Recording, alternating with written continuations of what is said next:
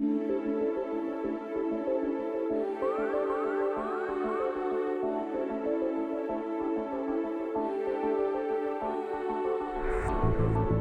think balloon dilation offers an excellent way to remove distal ureteral stones intact without the need for laser fiber. And in cases where you do need to laser and lithotripsy the stone, you can break the stone up into larger fragments and remove them without spending a considerable amount of time lasering the stone. A lot of urologists don't balloon dilate the ureter. I think there's concern that there would be long-term complications. If you look at the larger series from Mike Lipkin at Duke, they looked at 151 patients. The stricture rate is very low. It's less than 1%, only one patient. I feel like you could dilate, especially the intramural portion of the ureter, up to 18 French with almost zero risk for strictures. I think dilating the distal ureter up to the level of the iliac vessels, I think that's acceptable standard of care as well. I think there's very little concern or risk for long-term complications. You may have to leave a stenting a little bit longer, but I don't think there are any significant long-term or durable complications or risks.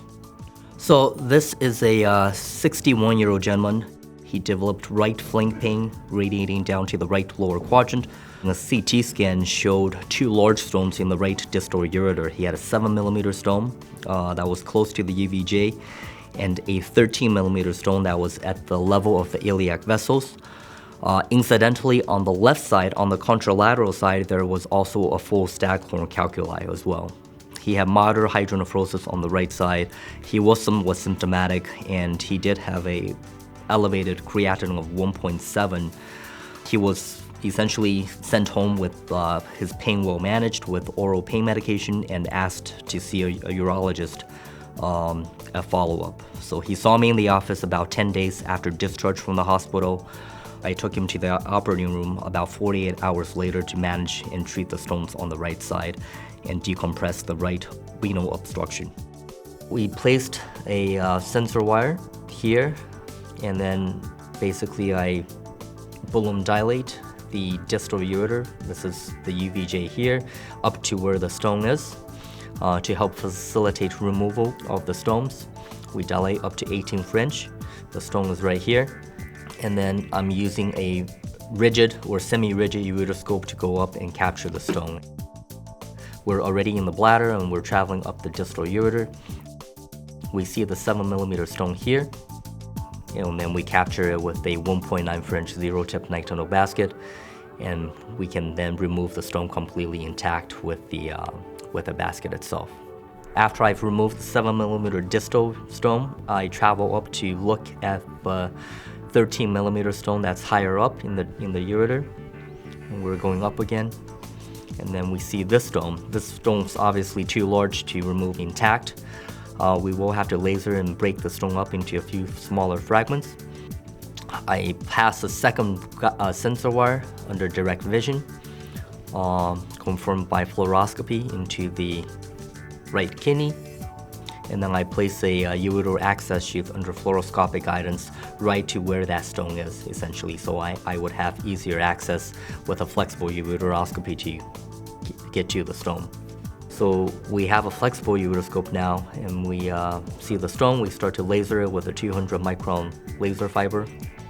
We basically laser the stone into a couple of fragments in one setting. I do use a single action pump. I use manual irrigation. I don't use a pressure bag because I feel like I can generate better pressure manually, and which gives me better image resolution. Okay, now the stone is broken up into a couple of fragments. I then take them out through the access sheath. I do piloscopy and look at the entire upper tract, make sure there are no clinically significant residual fragments left in place. And then we leave a stent, 8-French stent at the end of the operation, which is placed fluoroscopically. The stone did come back as 100% calcium oxalate monohydrate stone, which is, calcium oxalate stones are the most common type of stones, encompassing about 70 to 75% of all the kidney stone compositions. Hyperoxaluria is a big contributor to calcium oxalate stones formation. This patient is probably more dietary and mild or idiopathic hyperoxaluria. He has not completed a metabolic panel or metabolic workup yet, and we just scheduled him for stone removal on the left side, taking out the left staghorn calculi through percutaneous nephrolithotomy. I think balloon dilation improves the efficiency by which you can remove distal ureteral stones. It's safe and usually very effective for urologists to balloon dilate the distal ureter, certainly in the intramural part of the ureter and really up to the ureter, up to the level of the iliac vessels. They can safely do up to 15 or 18 French without any long-term complications or risks. And dilating the distal ureter helps optimize treatment of distal ureteral stones.